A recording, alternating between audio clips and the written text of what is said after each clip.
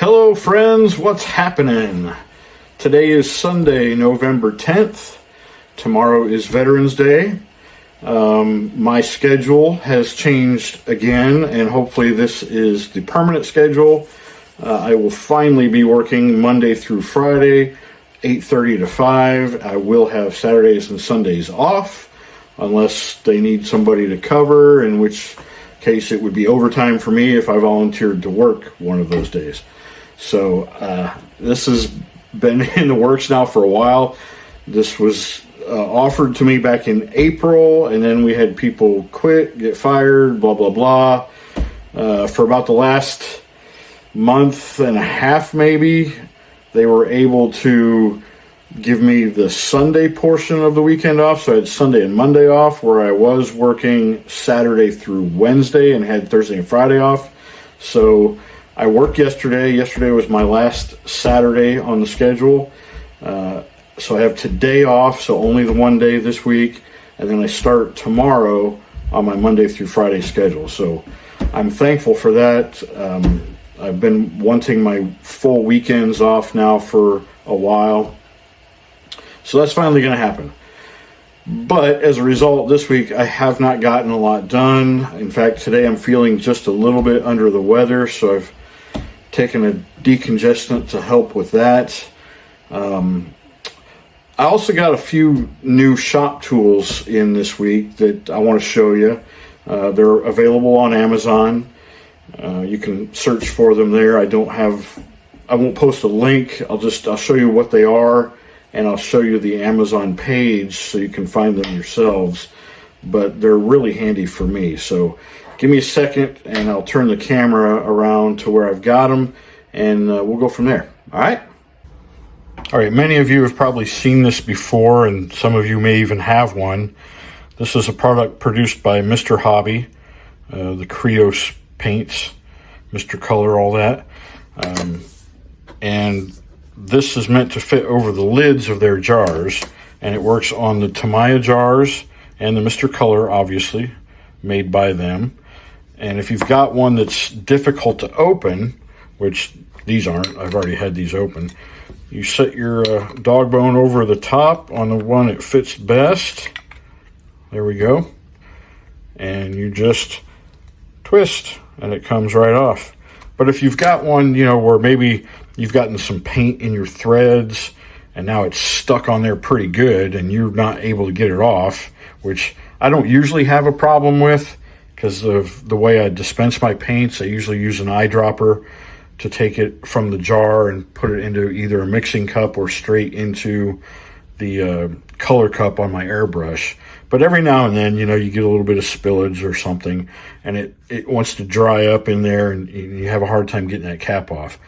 So that's what it's made for. And then this little rubbery cup, this is actually made for you to stick the jar in to help increase your grip on it.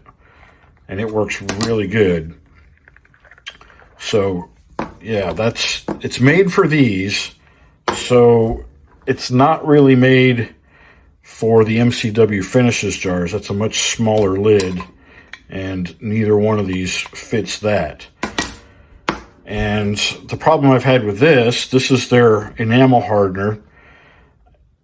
I never could get the lid open. And I followed their suggestions about, dropping a few drops of lacquer thinner in there and letting it sit and work its way in. It just never, ever worked. In fact, I bought a second bottle of this thinking that, maybe this particular bottle was really bad, and if I bought another one, I'd have better success with it. Well, no, I didn't have any better success. They were both stuck like super glue.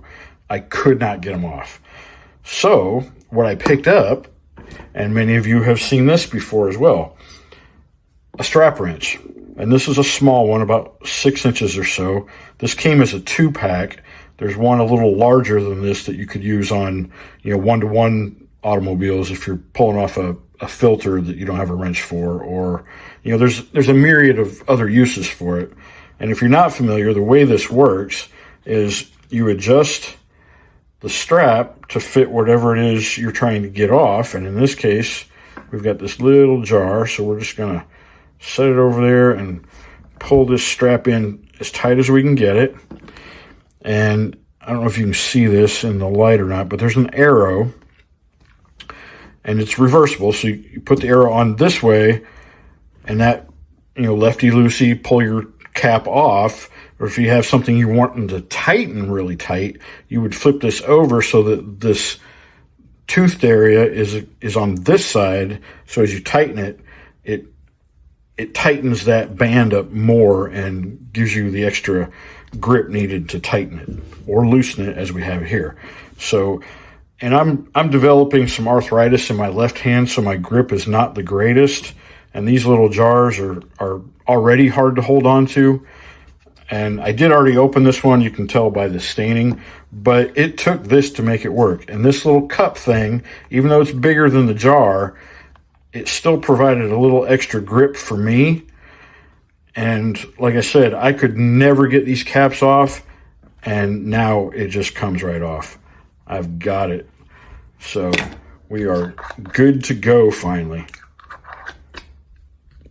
So if you have a similar situation, you've got paint bottles that are difficult to open for whatever reason, this dog bone and little rubber cup thing from Mr. Hobby, perfect.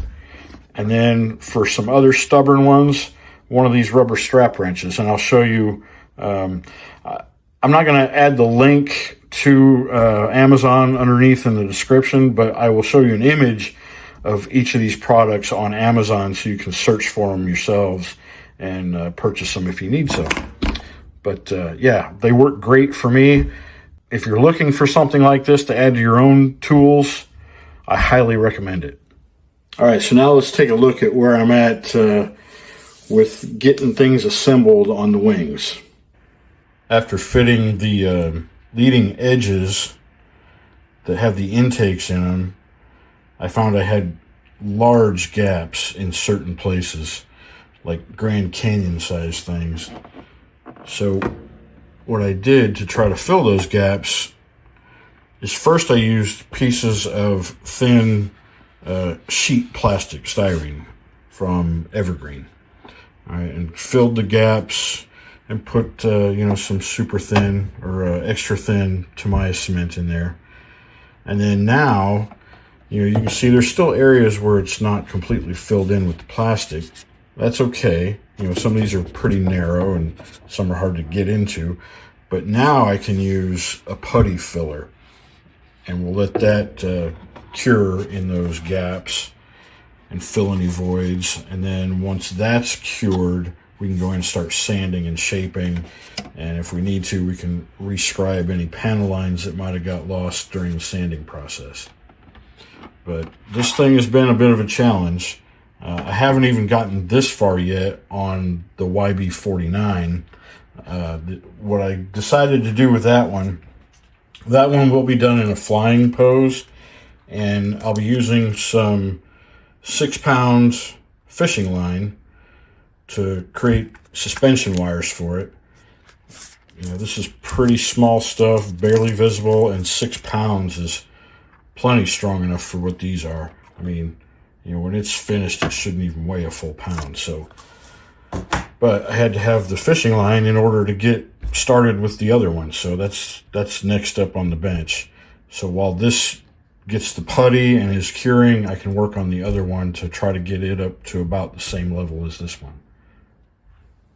And while the putty's been curing on the XB35, we went ahead and did some more work on the YB49, and it's a big difference. The leading edges fit so much better on the YB49. There is very little gap at all.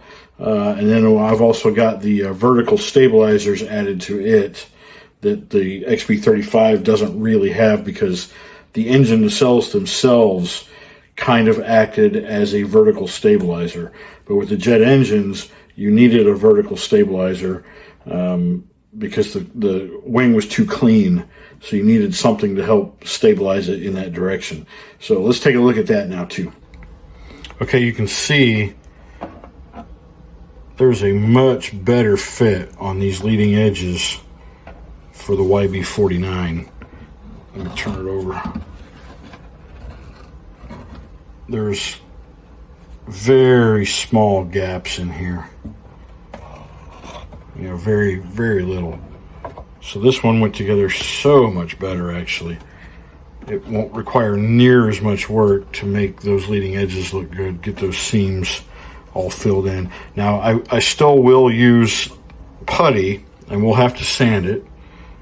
But I don't need to use the sheet plastic, the sheet styrene to fill gaps because they're not that big. So that'll help. In fact, on the other wing, it's going to take a lot of work to make that look good. And I got to get all that done before I can even put any primer on any of this. So there's still quite a bit of work to do. But we're going to get there eventually. All right, so that's it for this week's progress.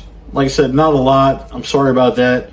I'm really hoping this next week I'll get a lot more time spent up here in the workshop and getting some things done, because I also still have to get back on my USAC build. I got that started and didn't progress from there since the last time I've touched it. So thank you all for tuning in. I hope you like what you've seen so far. If you haven't subscribed yet, subscribe, give it a couple thumbs ups, and feel free to chit chat and share. Y'all have a good week. Happy Veterans Day to those veterans who view my channel, and peace and love, y'all.